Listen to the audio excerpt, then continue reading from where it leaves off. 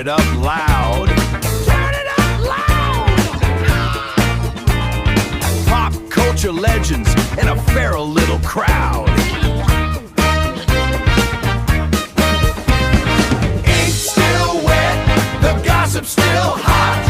Yapping the truth that nobody's got. The Yap Tapes. Toss you a question, and then we'll do a round of rapid fire and then a couple of long form juicy questions. Okay, and we do all this with our clothes on? Yeah, I mean, the choice is yours, but clothes Really? on.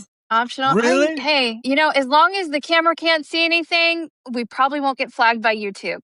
Hot off the press and out of the group chat, this is the Yap Tapes for the Yapper Gazette. I'm your host, your editor-in-chief and professional yapper, Brianna. Yappers, feral beings, degenerates of all ages, shut up, sit down, lock in, because today's guest is not a guest. He is a monument.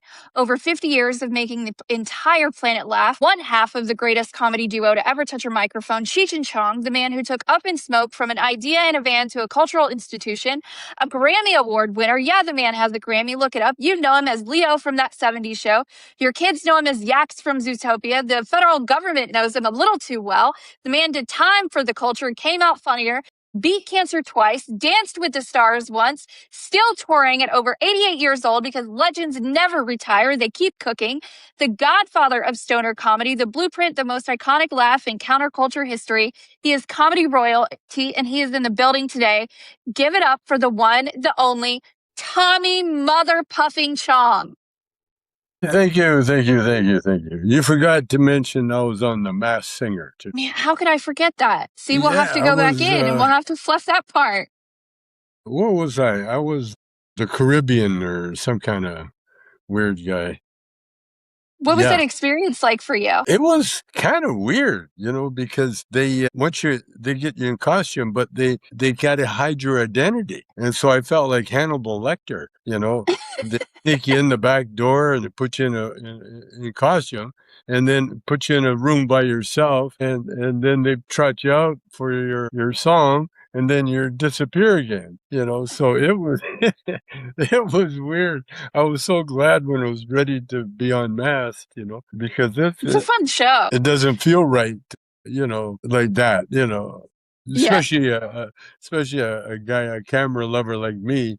I love being noticed, but being not noticed, that's not too good. Pretty tricky, and especially because you have to conceal your identity from everyone. And I heard it was very, for a lot of people, that's what they found to be the most challenging part. Yeah, but what they found, everybody in the world knew who it was. Yeah, all the judges, they knew exactly who it was. But you got to string them on, for the show. Yeah. But at the end, when I took off the mask, a lot of them thought I was Cheech. Yeah, but Chong, same thing. Yeah, I mean, you've got a distinct voice. So there was a couple of them like that for me that, me and my sister-in-law, it was one of our favorite shows to watch. And we would text each other our guesses. And half the time, one of us was always right. Because some of the voices, like yours, are so distinct that it's even masking it a little, you can still tell somewhat. Yeah. Yeah. And the way they introduced me and everything, they kind of give it away. But it was good.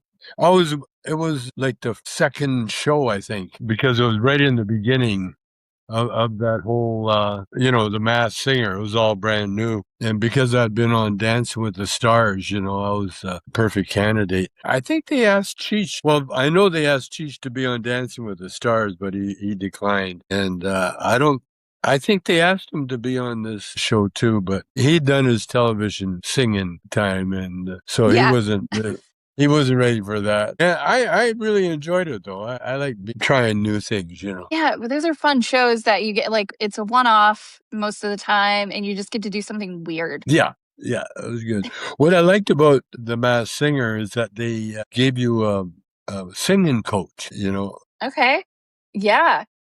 to get you ready, to sing the song. And I really love that because, I've never taken any formal singing lessons, even though I'd been in, groups and, bands and everything. But, I never finished high school either. So I'm not a finisher.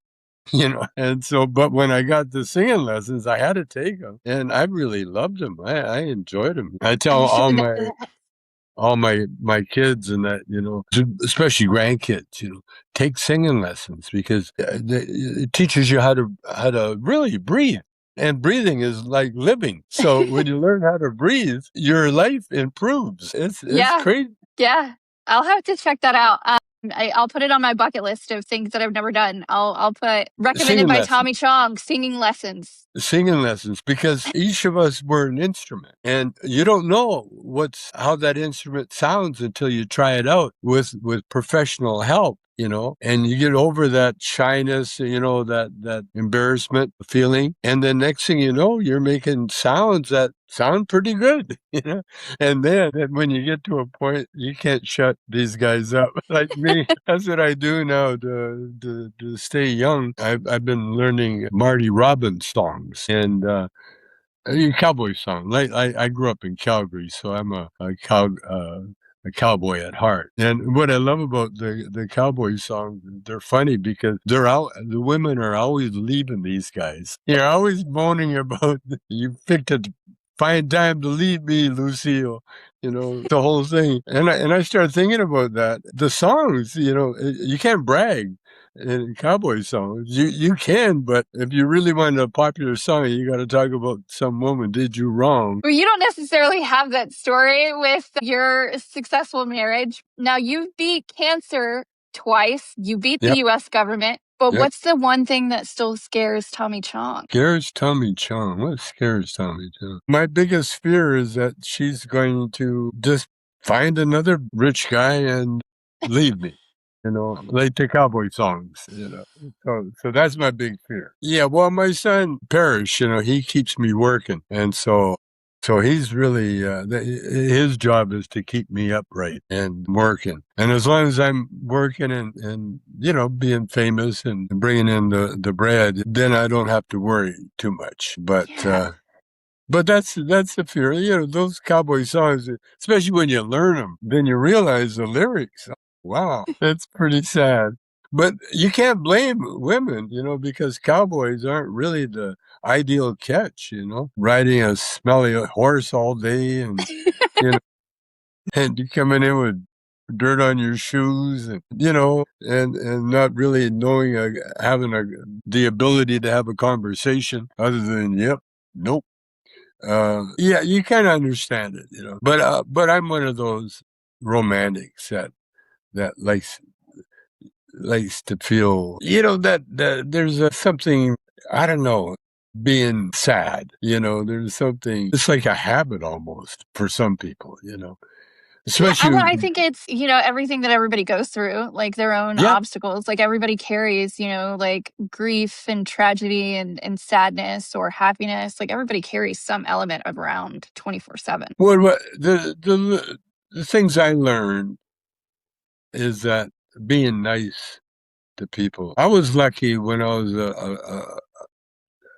young. I was about 3 years old. My mother got TB, tuberculosis, and so she was quarantined, and we were a very poor family at the time. So I was, barely about 3 or 4 years old, about 4, I guess. And they found a little spot on my lung, and so they put me in the children's hospital. And being in the hospital for an extended period of time, I learned how to be institutionalized, you have people waiting on you or, taking care of you. And like I had to get a couple of needles in the butt every morning, penicillin and another one. And that wasn't fun. But then I was a cute little brown guy. And so all the pretty nurses would come by and visit, and kind of show me around, because back then I was an anomaly, being mixed and being a little brown guy. It worked in my favor, the cute little brown guy. And so I got spoiled having these gorgeous nurses carry me around.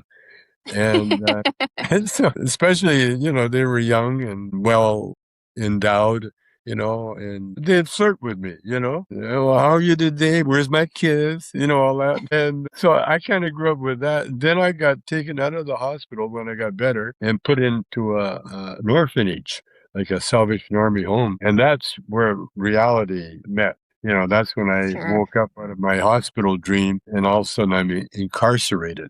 And I think that was one of the reasons that it wasn't hard for me to go to jail when I had to go to jail. In fact, I could have beat it, because what they were trying to shut down our bong company, but they wanted a name. It was during the Iraqi war, and so they came after me because I was a name. But technically, I didn't own the company. Technically, my son did, and so the feds threatened to put my son in jail if I didn't, say that I owned the place. Owned it. It was in my name, but legally, we had lawyers and that, and they made sure that I wouldn't be at risk uh, unless I put myself at risk, which I had to do because they threatened to go after my wife and my son. And this Which is is so dirty. and so I said, okay. So I became incarcerated for I got 9 months in jail. It was like celebrity jails. It was like 9 months of being with my fans, and so it was one of the nicest times I've ever had. I never went to college, but I did go to jail, and it was kind of the same thing, because when you go to jail, uh, and you don't have a high school diploma, it's mandated. It's federal law that says that you have to try to get a GED. And I tried because I didn't have to. I was too old. I could have aged out, but I said, I never did finish high school, so good. This is my chance to finish high school. Then I realized why I never finished high school. Because such a Gemini that I can't focus on things unless they interest me. And I think that's most of us yeah, at the end of the day. but the thing is, the brains that do get through, the influencers, the rich people now, or the doctors, the lawyers, all my kids aced school like nothing, but their mom, my wife, Shelby, she's so brilliant. She's so smart and she loves school and she graduated with honors, and then she's a fine artist, and every chance she got she would go to like UCL. We lived in California. She went to UCLA because they offered a class in language, French. And so she went to school. Me, I couldn't wait to get out of school. I went on I worked construction as soon as I got, that's the only job you can get, as a grunt. So I was a roofer and I used to I'd be on the roof. My classmates, kids my age were going to school and then coming home, and I'm still on the roof. They're finished their day and I'm still working. And so I went back to school. I tried to get I got grade 10. I got through grade 10 and couldn't make it through 11. I just couldn't make it. What happened? I was a musician and I put a pretty successful band together. And so What was it called? The first band was called The Shades because we're all different colors. We had I love it. rare, medium, and well done. We had a Canadian native, me, half Chinese, and a black singer. And then we also had a native. So there's a native, myself, and Tommy, this black guy. And Tommy was a football player, and together we formed the Shades, and then Tommy went on his own, and he had a band called Little Daddy and the Bachelors, and that was the band that I joined again, and then we won a team fair contest, and we got a record contract. And then I met my now wife, Shelby. She was just a friend, a neighbor, but she was the brains of the outfit. She helped me a lot, all my musical career for sure. In fact, we had a singer. We went down, we would sneak into the States. We're from Canada. We'd sneak into the States to try to find a gig, try to work and, with the group. Well, when we were down, it was like an adventure, and we met this great singer who got us a job at in San Francisco at a strip club called Big Al's. We had one night a week, we played, and then the band coming back to Canada. We had been gone for a couple of months, and we're coming back, and the singer and the drummer got into a big argument, and it was going to turn into fisticuffs. Instead, the drummer quit the band, and so we had to get a new drummer. So we phoned the singer that we knew, Bobby Taylor, and Bobby says, well, I'll play drums. I'll be your drummer. And so then we got Bobby Taylor down as a drummer, and next thing you know, he's standing in front singing because he was such a phenomenal singer. And then we got discovered by Diana Ross and the Supremes, and then we went to Motown, and I wrote a semi-hit.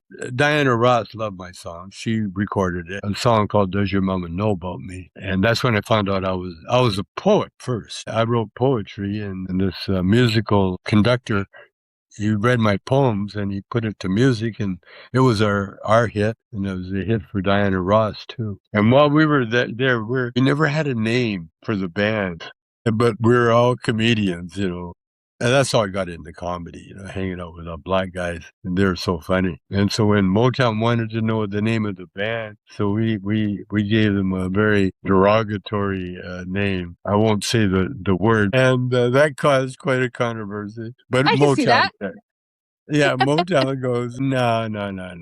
We're going to call you Bobby Taylor and the Vancouvers. And so we went to Motown, and we cut an album, and we did Does Your Mama Know About Me? And our claim to fame was that we discovered the Jackson 5. Yeah. Wow. And, I mean, in the movie, that. No, well, in the movie, they eliminated that part, but they also eliminated a lot of stuff in the movie. Yeah. But anyway, no, we were working at Regal Theater with Jerry Butler, I believe, and the Jackson 5 won a contest, and they were opening for us at the Regal Theater. And so we were the first to see Michael's and the boys' greatness. And so Bobby Taylor, who's also been kicked around, Bobby been around the business forever. And in fact, he did a song that is still, you can still get it on Amazon or, one of those things. It's called Been So Long by the Pastels. And so if you get a chance, check it out. It's Bobby singing lead, but he was pretending to be an Air Force because it was the contest was for service people only, and Bobby wasn't in the service,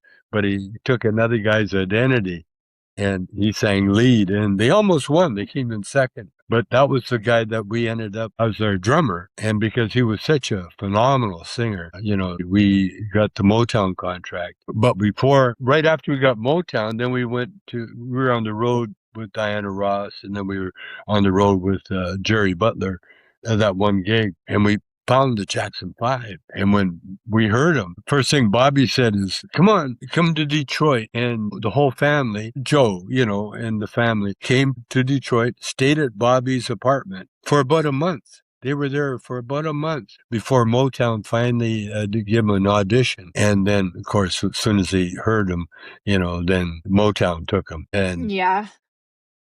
And that broke up our band too, because he found the Jackson 5. They let him produce their first album. And so then Bobby went on his own and went solo. And that's when I ended up quitting the group because, in fact, I got fired.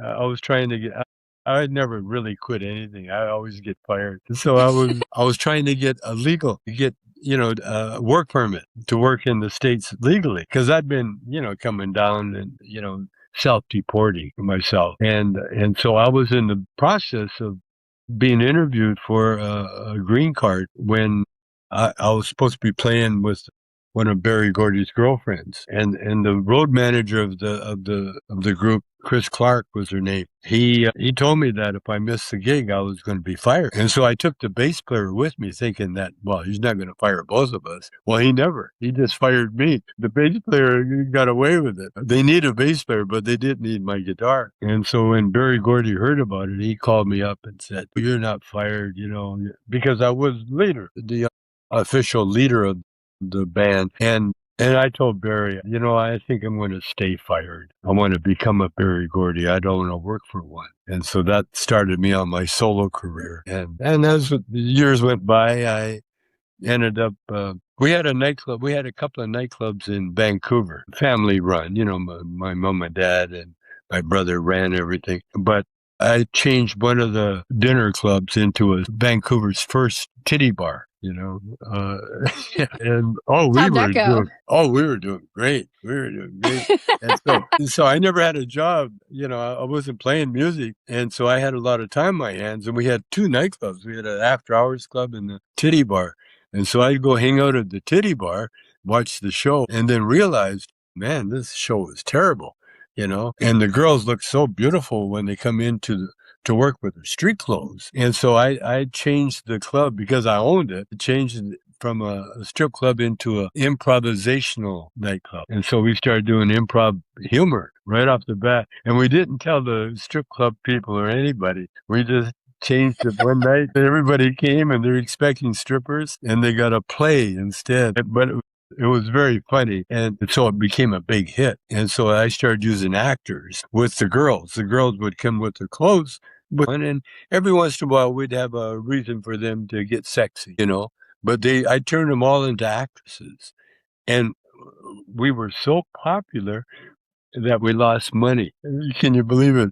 Because of titty bar, you can make a ton of money with 20 guys, But a theater, you can lose money with 300 people. And that's what we were getting. You've got the whole, yeah. Yeah, because the titty bar, they're throwing money around, The theaters, they're counting their change, and they're not drinking near as much. And so my brother fired us. And luckily, Cheech had just joined the group. And so he wanted to keep doing the comedy, and I wanted to keep doing it. So we teamed up and we came to LA and became comedians. And because I had connections with Red Fox, we got a gig right away, at the Red Fox Club, and where we met Lenny Bruce. Do you remember Lenny Bruce? Oh, yeah. Yeah, he was a famous stoner. He was the first stoner comedian. And so we met his entourage. Lenny had just died a few months earlier, and we met his whole entourage. And one of the guys, Tony Bascara, he became our road manager. Then he tried to be our manager, but he was just really, really, really cool guy. And he helped us with our comedy. And that's where Shelby, my wife, she also helped us too, because she was like we were together then, and she became a comedian, because when Cheech and I broke up, I didn't want to leave her home alone, and I missed having company on the road. And so I begged her to come, and the only way I could get her to come is I put her in the show. And so she became a comedian too. And so everything worked out really well. We, Cheech and I, we did so good in LA. The first thing we ever did, the first record we ever did, we heard we were doing these what do you call it, cases for different producers, and Lou Adler saw our act and he wanted to meet us, and so we went into his office and he says, "So how can I help you guys?" And I said, "Well, we want to make a comedy record." And that was the first time Cheech or anybody had heard that. The look on Cheech's face was priceless. He looked at me. We do. then Lou said, "What do you need?" And I said, $1,000 and a little tape recorder. And Lou said, "You got it." And Cheech chimed in. He's like, "That $2,000 because there's two of us." and one tape recorder. And so we got the tape recorder because it was so serendipity. We were so meant to make it. We went in the back room to rehearse. We had never talked about doing a record or anything. And so we were going to rehearse like we rehearsed our live show. And so we went back. And so the idea was that I was inside the mixdown room at the record company, which was old Charlie Chaplin's old movie studio. In fact, it was one area that he shot a lot of his famous scenes. But the door to the studio locked from the inside. So when Cheech knocked on the door, and I said, "Who is it?" We went into our act. He goes, right away. I was supposed to open the door and let him in. So when I said, "Who is it?" Oh, Cheech right away got it. He's okay. Then he went into character. He goes, "It's me, man. Come on, open up. I got the stuff." And then I wasn't sure if the needle was working, if it was recording or not. So I paused, and it was a beautiful pause because he knocked again. And now, and I saw the needle move, and now I saw that I got him outside, and he's trying to get inside. And so I said, "Who is it?" And he got a little mad because I know who it is. But he goes, "It's me, man. Come on, open up. I got the stuff." I think the cops saw me.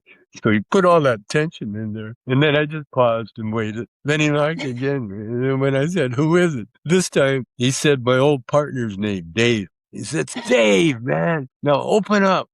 Come on. It's hot out here." And I said, "Dave?" And he goes, "Yeah, Dave." You could hear him. He was trying so hard to get in. And then I said, "Dave's not here." Well, he blew it. "I'm Dave, man." It was so funny. I opened the door and he came in and he was like going to kill me because he was sweating. He had all his costumes on. It was funny. And so then I said, listen. So I played it back and we hit comedy gold. It was the funniest record that we had heard. And I mean, that's Lenny Bruce, that's anybody. It was so funny because it was so perfect.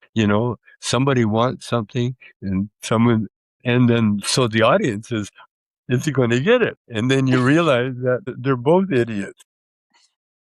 There was something about the chemistry of you two and Yeah. your comedic timing, which just again made you the funniest duo in comedy history. Yeah. You guys, Yeah. you've broken up, you've gotten back together. It's been over 50 years. What makes the friendship work and what drives each other nuts? Everything was ordained. What I mean by, it was, I asked AI, I said, how much of the Bible is real, it can be proven. And AI said, not much. And I said, well, what is this phrase, the Father, the Son, and the Holy Ghost? What does that mean? And AI right away said, well, the Father's God and the Son is the people and the Holy Ghost is God's personal representative to each of us. And that really struck a note because I've known all my life that I've had spiritual help, all my life, the home, the hospital, life,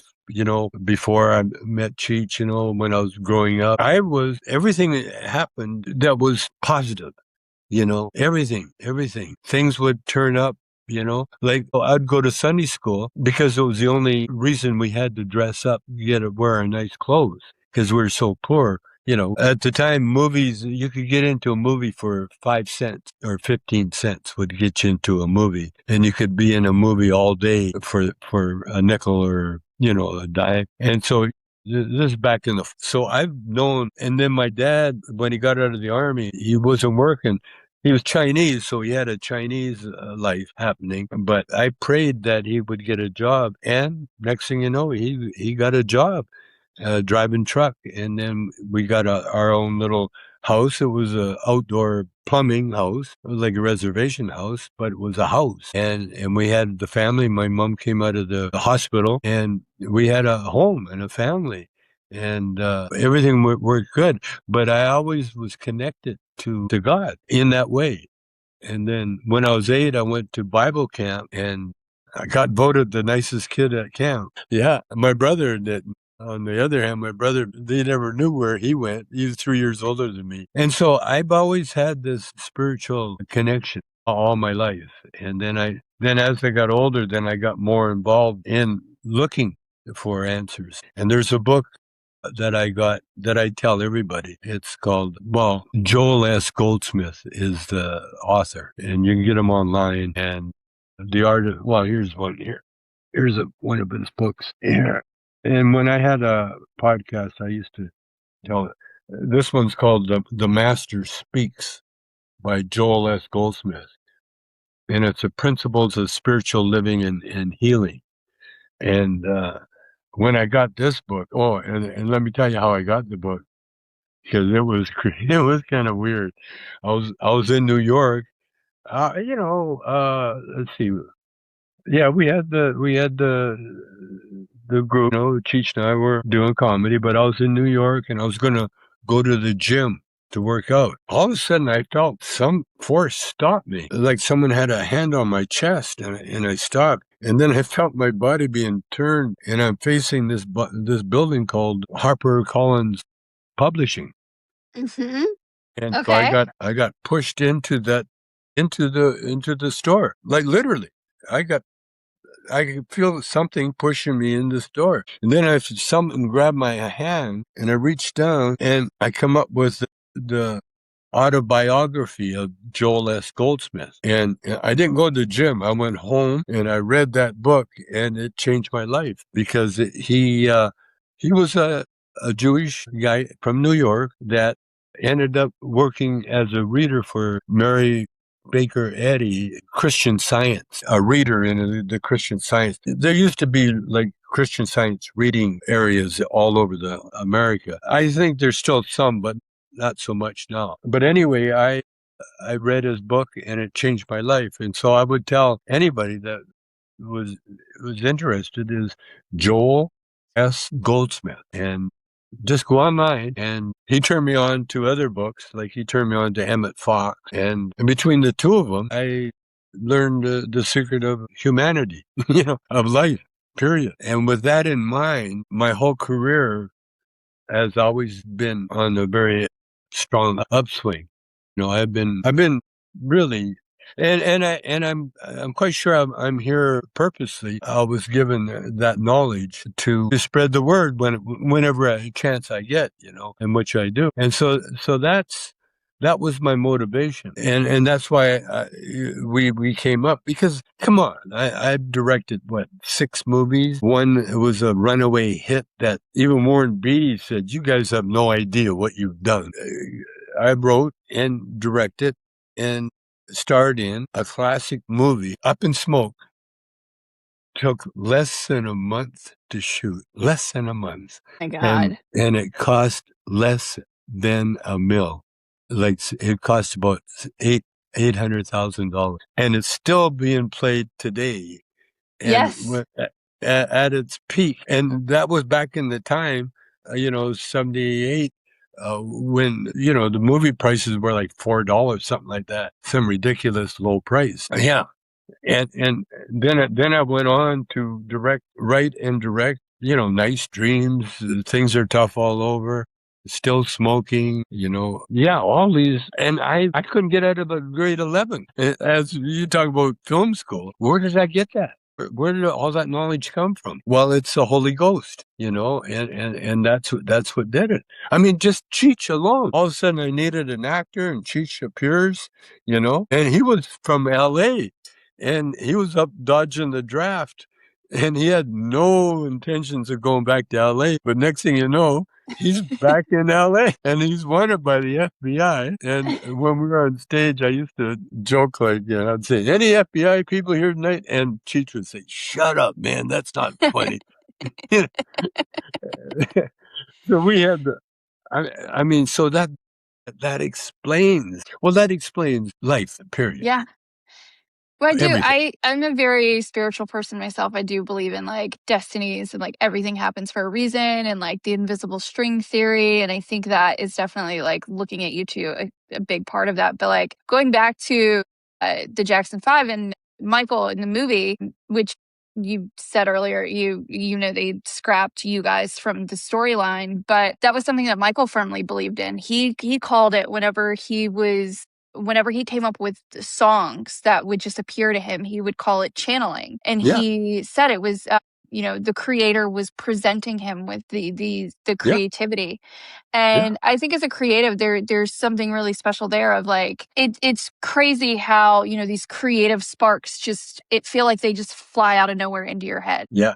But you also, know what I did, I attributed a lot of it to the pot, to marijuana. Yeah. And that was because of Bob Dylan. See, when the Beatles came out, Bob Dylan met the Beatles in New York with a bag of weed. Now, I watched the Dylan documentary and the Beatles and everything. They don't mention that. They don't mention it. Of But the course reason not. Paul went to jail in Japan was Yoko Ono was mad at Paul because Paul was being mean to her, writing songs like Get Back and, trying to get rid of Ono. And so Paul shows up at Yoko and John's apartment in New York with a bag of weed that he's going to take to Japan. And so Yoko gets on the phone, phones her friend that works in the immigration and said, Paul McCartney's coming with a bag of weed.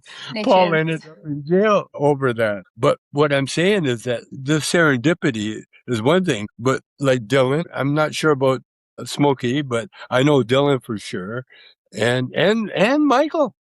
Because when they went through, after he died, they went through his apartment and they found weed in his closet, So I'm quite sure he did everything else. I'm quite sure he took in the weed because the weed is really, that's the burning bush that Moses talks about, God appeared to Moses in the form of a burning bush. And Moses ended up writing the 10 Commandments based on that, which I follow, I still follow. And so society, especially the alcohol industry, they don't want to admit, how influential and how the propaganda that they've lobbied. Yeah. Yeah. It's for a medicine. decades. Just like they try, during the Prohibition, W.C. Fields used to talk about alcohol like a medicine. That's what, the medicine, and that's what the Jews, they had their medicine, all the religious people, the sacraments or whatever, the alcohol, but it's weed. It's the marijuana. That really is the sacred herb. And there are sects in India that's all they do is get high and visit God. This thing keeps going on. I wonder why. I see. I see. Busy schedule. I'm still learning how to use my phone. Well, did you grow up in like a cannabis-friendly environment, or when did your use start? Actually, I did because I grew up in Calgary and no one knew what weed was at the time. Again, very serendipity. I would go to a jazz club. Not that I could play jazz, but I loved the music. And if you walked in with an instrument, like I was a guitar player, then you could get in free. And so I would take my guitar and go in. And I got to know the owner of the jazz club. It was like a private little jazz club in Calgary, Eddie Ma was the owner. And one time Eddie disappeared, went to Los Angeles, and he came back and he said, I got a present for you. Now I knew Eddie, he knew who I was and I knew who he was, but there was no any connection. But for some reason, he brought me a Lenny Bruce record, and Lenny had just cut it, it was the first comedy record that I'd really got into, and a joint. And I took the joint and I knew what it was, but I put it in my pocket. Because, back then they were, they're saying, all sorts of bad things happen to you if you get hooked on this weed. And so I put it in my pocket. And so Eddie lit up his own joint. He lit up on and I took my first toke. It changed my life. It changed my life. I think the first thing I did, I quit school. I realized that You had a bigger destiny. I'm on a path. I quit school. That's right.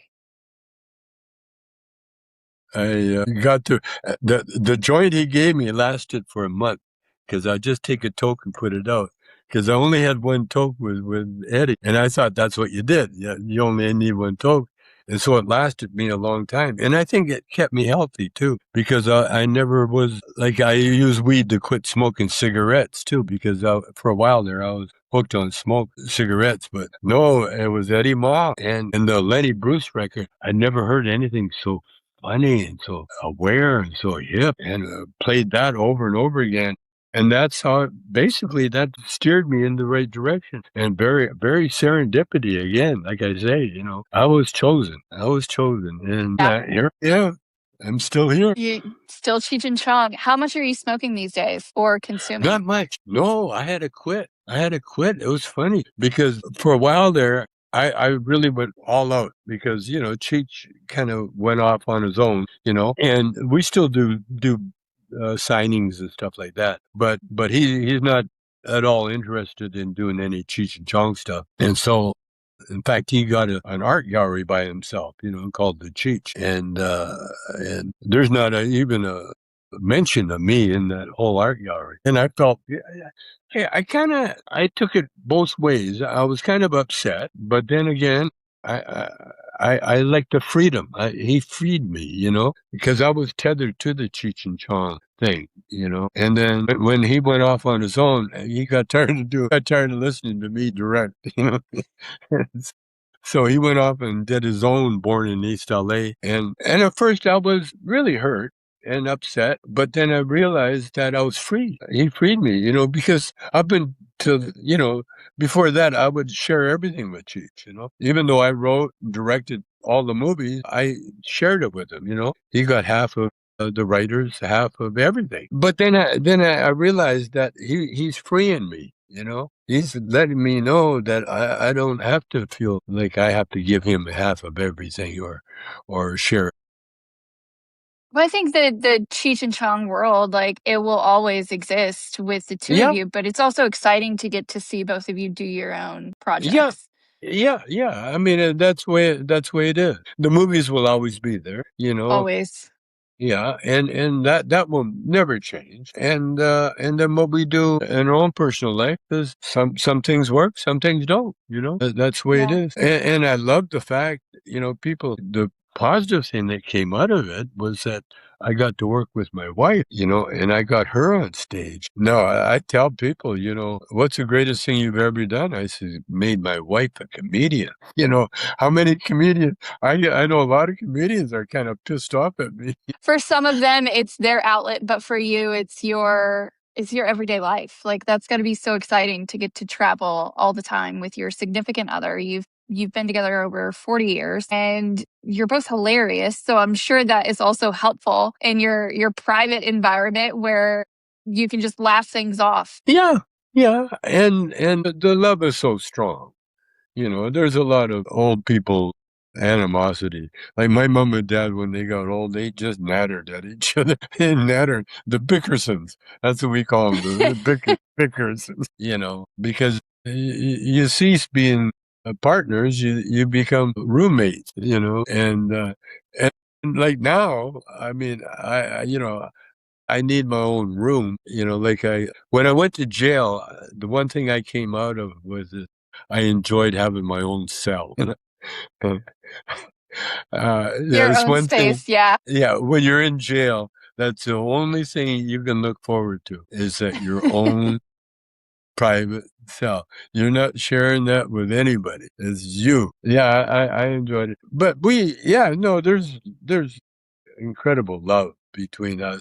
And my ex-wife too, because she's still in the picture. She's still in LA and I still, help support her and my daughters, all my kids, In fact, we just went on vacation with my son. I saw that. Yeah, and on oh my God, Instagram. It was beautiful. we had the best time. It was an adventure, you see. And people say, well, the flight was so long. No, it was an adventure. When you're having an adventure. You just take everything, like, just go with the flow. Yeah. Whatever happens, happens. It's a good time. Yeah. Like, I think that's what's been so fun. I think for so many people lately that are really discovering the secret to happiness is really spending quality time with the people around you that really matter. Yeah. And I realized, I'm glad I did, because we got, a pretty nice bank account, from all the work that we've done over the years. And rather than, make more money and now we're going to spend it. Now I'm going to do these family Enjoy your successes. That's right. And enjoy every bit of it. And that Spoil means the kids. Staying at the best hotel, riding first class. That's a hard one with the wife, because she pays the bills. And but I said, what are we going to do? Can't take it with you, leave it for the family to fight over. No, spend it the best you can and set them up, set them up the best you can, Yeah. But like now I'm into I'm doing my artwork now. And that's fun because my eyes are so bad I can't drive, but I can do art. Because I think that's Picasso at the end of his life. That's why his weird, the faces, put a ear here and an eyeball here.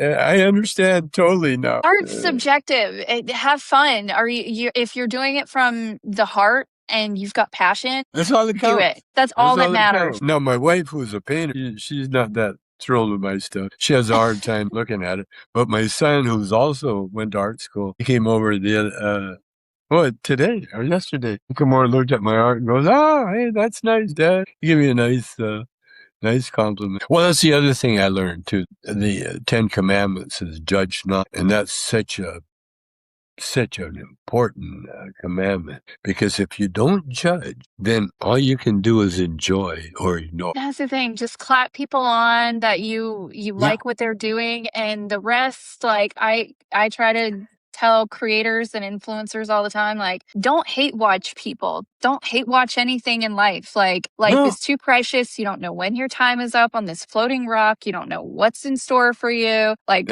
don't hate watch stuff. Don't be a troll. Don't be negative. Like, just go out there, cheer other people on who are doing cool shit that you like. The world would be a much better place if we could all just do that. That's the joy of becoming deaf. That's the joy of becoming blind. I'm telling you, because you're not involved. Yeah. People say, "What do you think?" You didn't even hear him. I didn't even hear him. What? Think of what? You don't have an opinion. And my opinion is that I remembered what I went into the room to get this podcast. Paris phoned me a bunch of times to remind me. I said, "Oh no, I got it. I got my phone, put the alarm on, got everything ready." See, that's the perks, because you're not considered, well, in fact, dinner conversation, when you get older, your voice only carries this far. Yeah. No one hears you.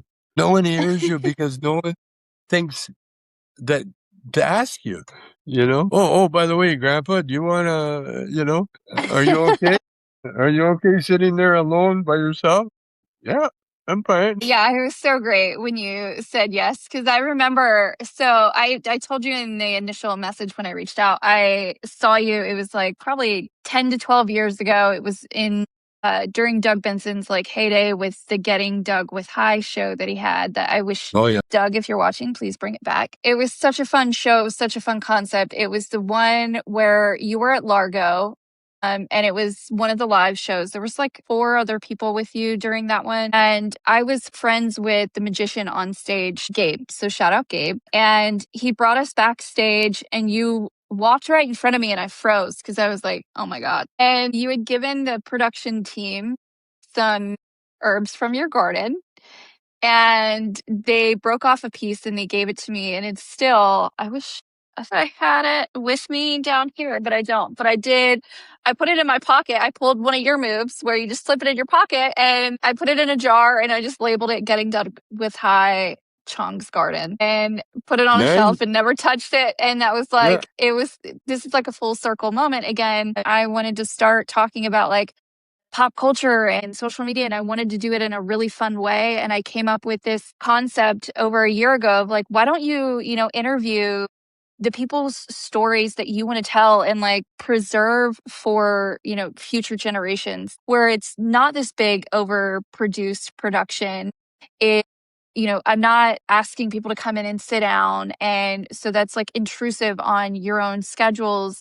And I don't know about you, I feel so much better and comfortable in my own home with my family. I don't want to be out traveling, going and doing shows and stuff. So I wanted to make this really unique for the guests and make it feel like we're on FaceTime. Take advantage of your situation.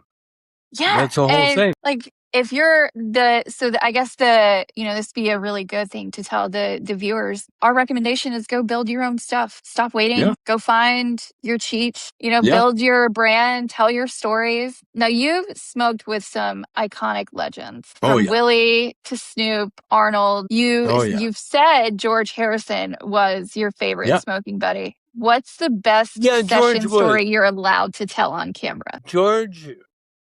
George was I've got a son, Jobran, and George and Jobran almost got the same look they got this beautiful, caring look about them. When they look at things, you can feel this empathy, you feel this love, and that was George. And he was very quiet. And we met in the daytime at a party that this one crazy guy would have at his house. And George and I just hit it off. He's a guitar player. I'm a guitar player. In fact, he played on one of Cheech and Chong's, one of the bits we did. George played on it and played guitar on it. And we never talked. We never talked anything. We just smoked, passed it back and forth, got high, kind of smiled at each other.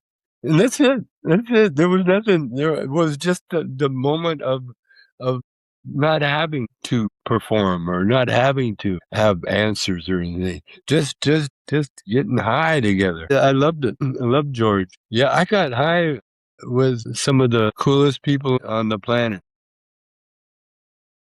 For sure.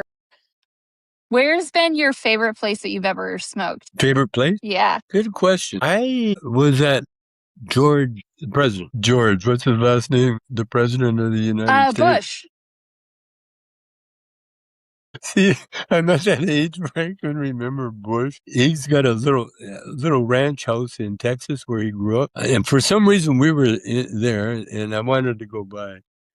And now I'm in George Bush's house. And this is when Ashcroft had put a hit on me, They wanted Tommy Chong in jail. And so it was in between those times. And so I said, well, I'm going to light up just so I could say that I smoked in George Bush's house. And I did. It was quick, short, and, just a short little...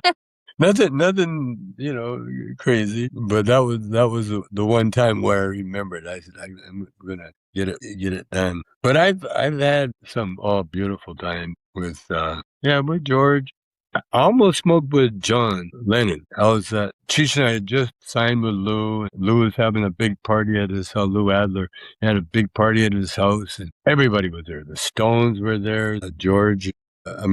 Paul, John Lennon, and Rod Stewart, just all these people. So I said to Lou, I said, where can I got this smelly spliff from Mexico. I said, where can I smoke this? He said, well, go in my bedroom. So I go in his bedroom and I lit up and I'm smoking and I look and I see somebody at the bottom of the bed on the floor. And I walked over. This is John Lennon.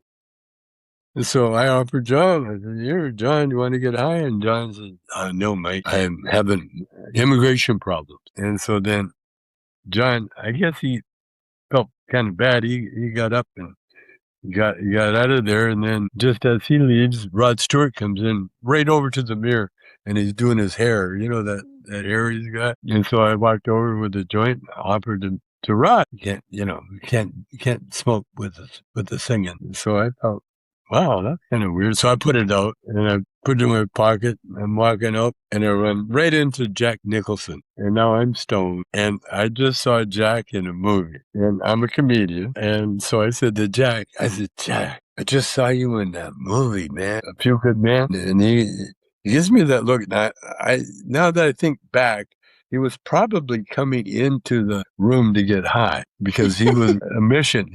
And I'm blocking him. And I said, Jack, there's a scene in the movie where you're combing your hair, and that scene took about 10 minutes, and you don't have any hair. I said, was that an ad lib? Did you come up with that piece of business? And he just looked at me, and he pushed me aside. He said, excuse me. He walked in the room. It was so classic. It was so classic. Because here I am, because I knew the party was for Cheech and Chong. Yeah. And I'm Chong. So, yeah, you're Jack Nicholson. But to me, I got to ask you these questions because I'm on the loose.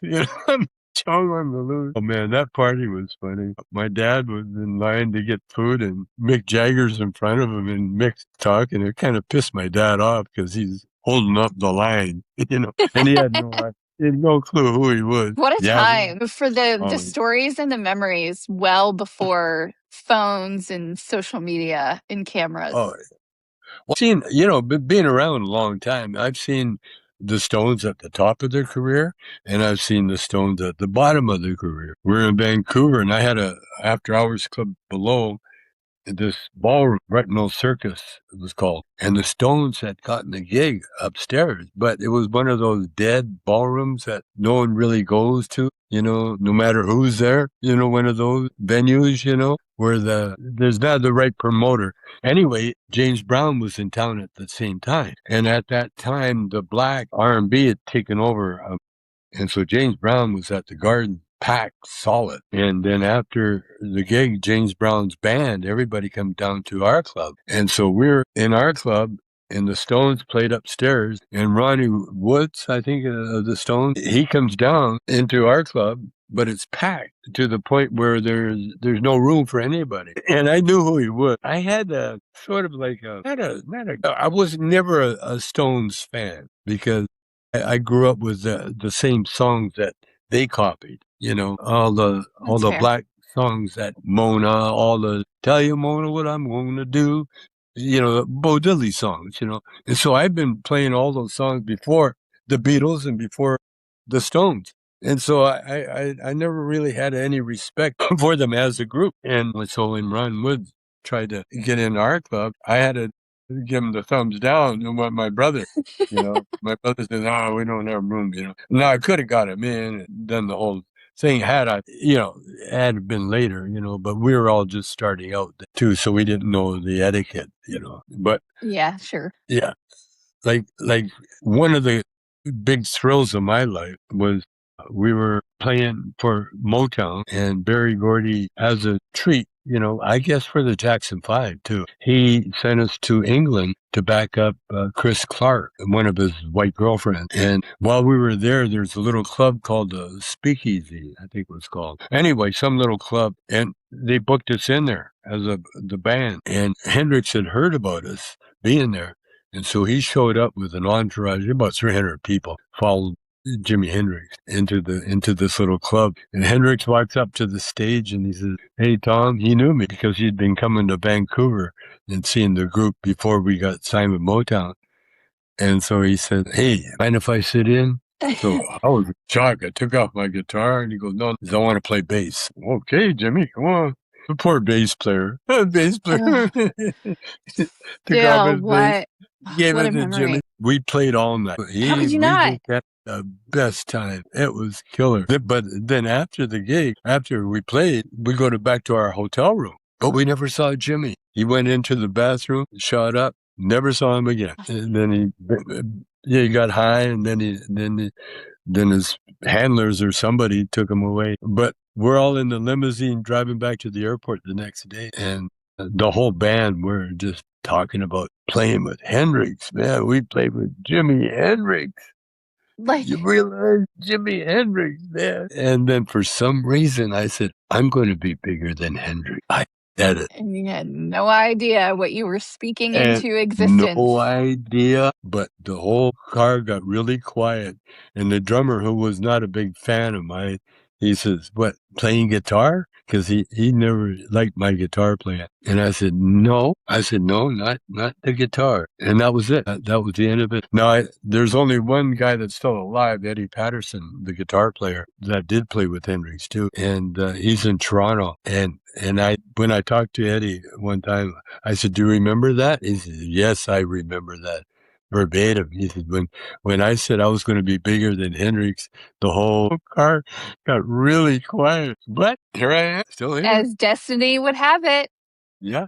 Well, I know you said that you're not consuming too much these days, but I do have a couple of rapid fire for you. So were you flour or concentrate? Both. Whenever I get a chance.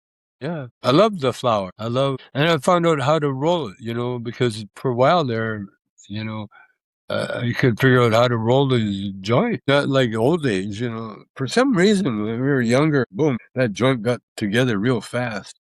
Yeah, I cheat. I use a roller. Yeah. No, I don't. I make the paper first, and then I funnel I scoop the product in. I got some here somewhere. I scoop it in, and then I carved a little bamboo little thing here. No, kind of what I do. I roll like a joint using these bamboo thing. I can't find it, but I got a little scoop, little bamboo scoop, and I scoop the product into the joint, twist it at the end, and put a little like a smoking thing. What do they call them at the end? Like The tips? yeah, like a tip. Yeah, and and then I learned it not so big because I made these bongs and they're for I move stuff around. Here's a little see the weed comes in these jars, and so what I Okay. did, I carved a little thing on top, put water in there, and you got that. Hey, we're still doing the show. You got yeah. This is my little homemade bong. I'm gonna sell these now. Yeah. Now that you can't go to jail for those. Huh? I said now that You can't go to jail? Yeah. Probably. I'd probably sign something saying I would never sell bongs again or something. I don't know. But no, they don't, they're not looking at me anymore.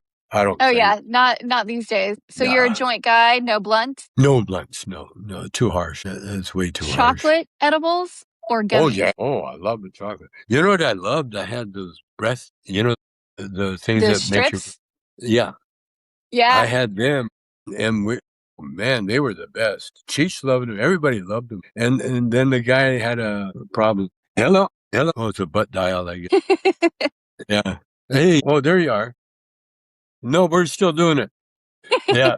So we did. What were we talking about? The joint. Yeah, the like gummies or chocolate edibles, and you said you really like Oh, I the love the edibles. strips. I love gummies. I love, but those breast mints were so nice. I give some to my friend.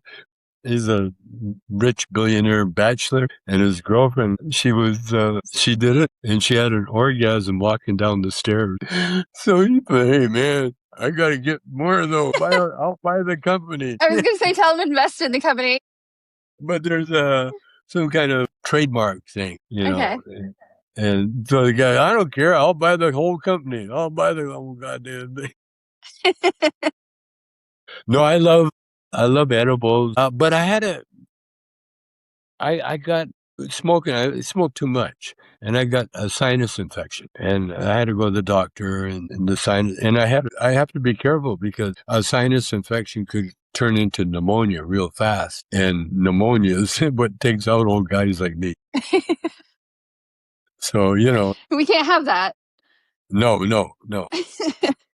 So, and the beautiful thing about pot is that, like, when I went to prison, I quit, and I quit during the probation period. There's like a couple of weeks of probation, pre-jail or sentence probation, and they drug test you. And I got drug tested all the time. And then when I went to prison, they drug tested me all the time. And I'd passed every test because I just would not smoke. And I got offered a lot because the inmates would get time off if they busted me. That's the way the prison works. I got a lot of snitches. Dirty. I just, and purposely, I wanted to show everybody that the great thing about pot is that you don't have to do it. Yeah. You can quit anytime. And I did, and I got no problem with it. With the fans or anybody. I'm at the point now. I don't want to get sinus infection. Yeah. And you know who actually told me? Is Bill Maher. I was on Bill Maher's show. We were promoting our last movie, the Cheech Chong documentary. And Bill said, you still smoke? And I said, oh, yeah. He says, but that's smoke. He says, aren't you afraid of the smoke? And I thought about that. He's right. Because when you get old, you're on a banana peel. You're a little more sensitive. I mean, you could have a bad cold and that'd be it. Or you get a minor operations and you're done, because you're on that edge. And so I said, no, I'm going to, I can control it.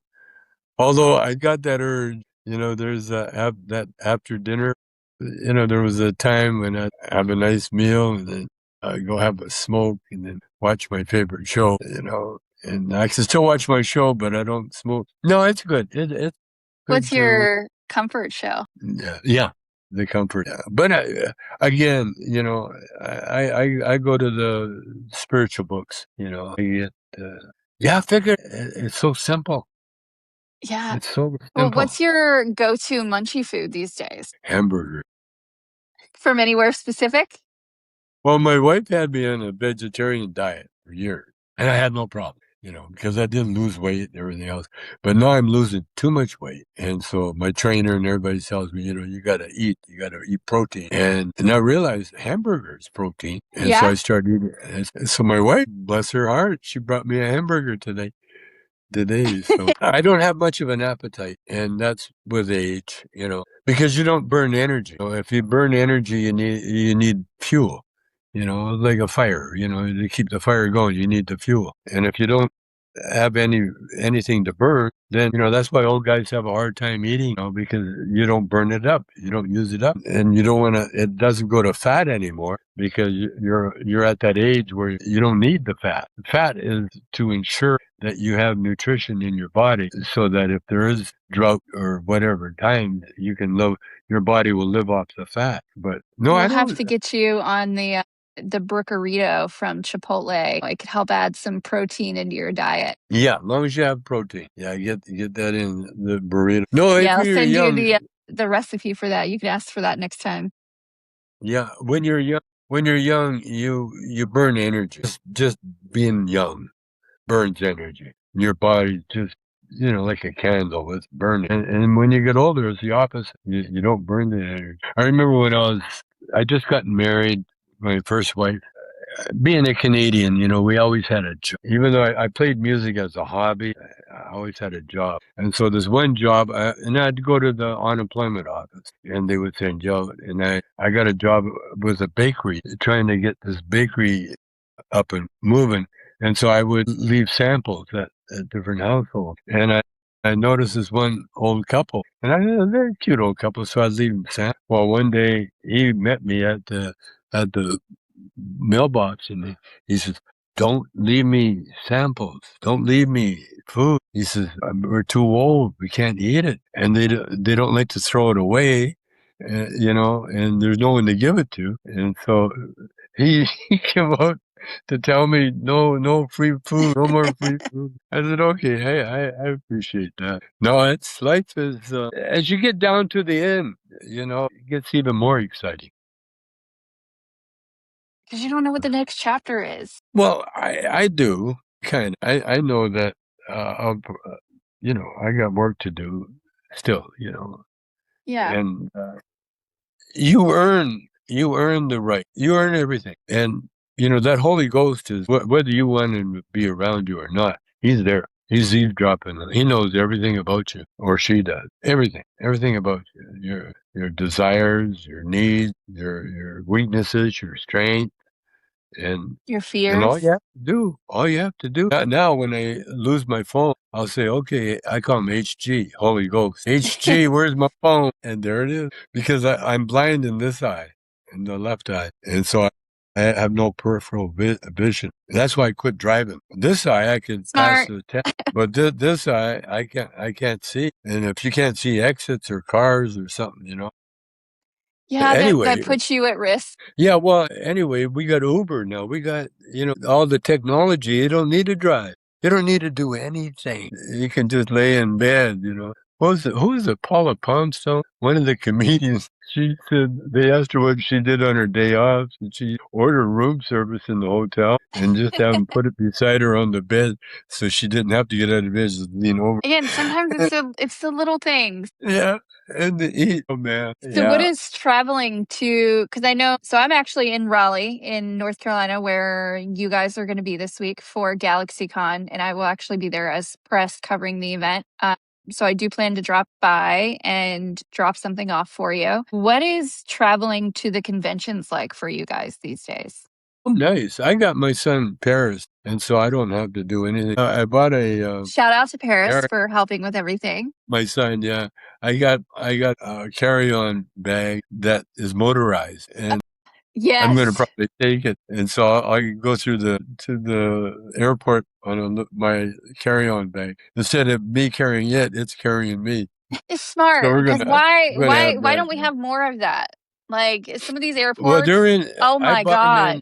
God. They make them in China, and I bought it in Jakarta. And they're so cute. God, they're cute. But you know what? I'm riding around the airport. thinking I must look like Chucky the Clown. Nobody looks at you. Nobody. You're Because thinking, it's the oh, one place, like, everybody's just, the yeah, anxiety already with dealing with the airport is high enough. And they're just like, I think I've had a gummy because there's no way I just saw Tommy Chong riding past me on luggage. I guarantee that's what's going through.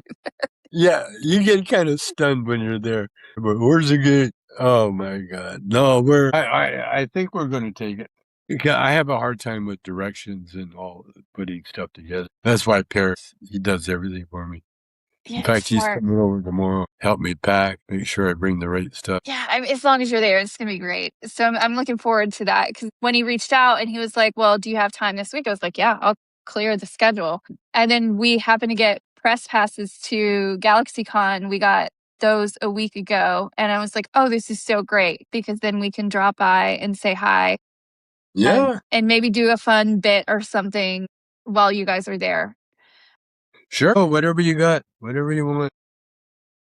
The Great. thing what they do now, before they used to have Cheech and I both on stage talking, but my hearing is so bad and my train of thought is so different. So they have a separate now. He has his own spot that he talks and I have my own time. Because what I do, I tell people now, if I'm getting paid, I'll do comedy. But if I'm not getting paid, I'll do a sermon. There you go. Yeah, Again, you've earned it. yeah, yeah. And that's all I can remember anyway. I can remember some comedy, but a lot of the comedy now for me is talking about my problem.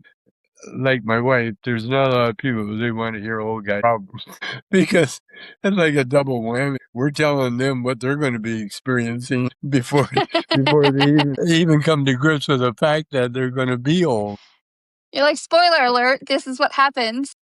Yeah, yeah, that's what it is. Spoiler alert. Yeah. No, I'm very content with it, and I love it. I do fan mail all day, and yeah, I like it. I I I mean, I you've like. built an incredible legacy. Like, how could you not? Like, it's generational. Like, there are, Yeah, my mom watched your stuff when she was little. yeah, Thankfully, like, because of that, like, I mean, you walked so that Snoop Dogg could run, and so many of others of us who could see that there was an acceptance to the cannabis industry. And she introduced me to you guys when I was pretty young. She was always very honest about, and I'm so grateful for her because she was very, very honest mom. She was like, this is what can happen if you do X, Y, and Z, like these drugs. This is what happens. These are the risks. This is what happens if you use cannabis. And I was like, okay, I'm going to go that route because I don't want to potentially die with yeah. these other things.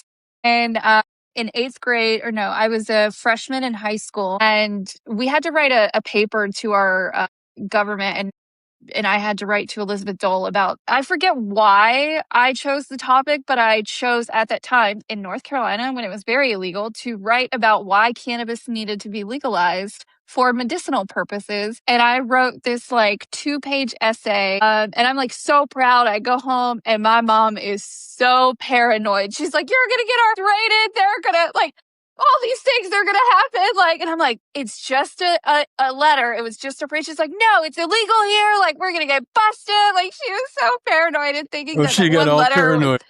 yeah, because again, like that was part of the cannabis use, but just Yeah, because of the mindset at that time. And we've come so long, but I know, like, I wanted to get your opinion on this because obviously you have a lot of the brands and products, and you've got products and dispensaries. Now we just had that new wave of laws that is cracking down on THCA and like hemp derived products, and that they're closing the loophole that let a lot yeah, of the legal like cannabis brands onto shelves. As yeah. someone who's fought for over 40 years for legalization and really been a pioneer for the cannabis industry, do you think that that is a step backward or just growing pains that we have to No, unfortunately deal with?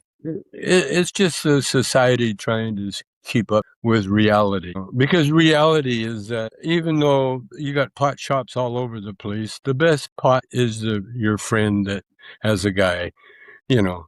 That's always the best. Or the old lady that grows it in the garden. I got a friend that grows it, and he doesn't smoke himself, but he gives me all I need. You know, you don't have to do any of that, you know. Anyways, those child-proof things are too hard to open, you know.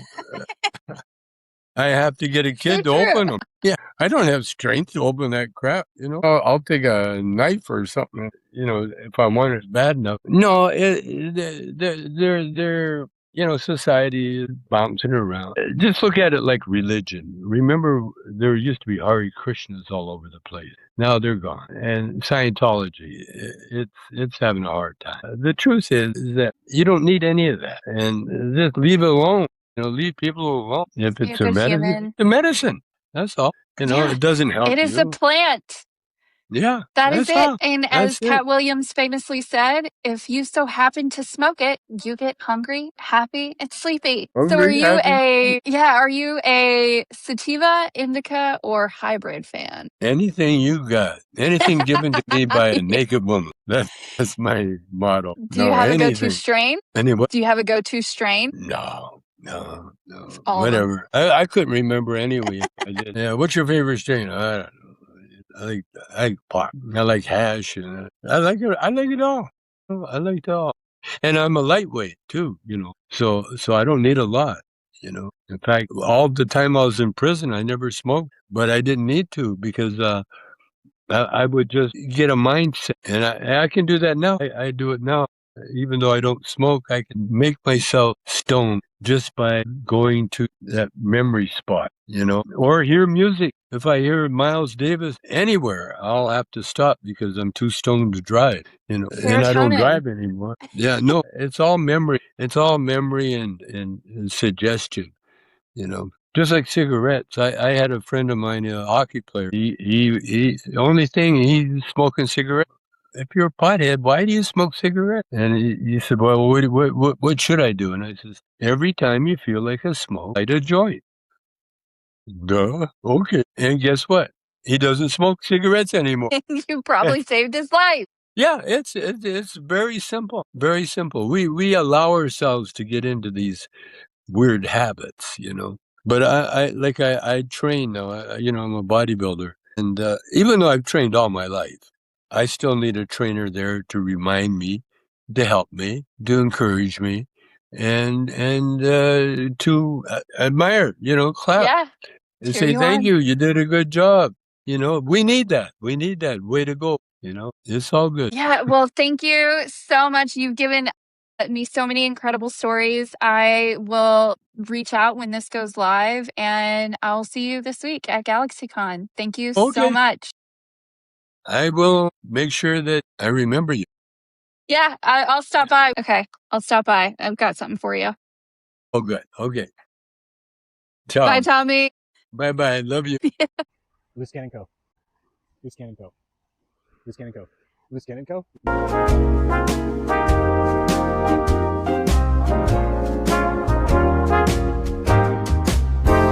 That's the tape, that's the Yap, we're done. Thanks for hanging where the gossip spun. Touch some grass, it's free, they say. We'll be yapping again some other day. All yaps reserved.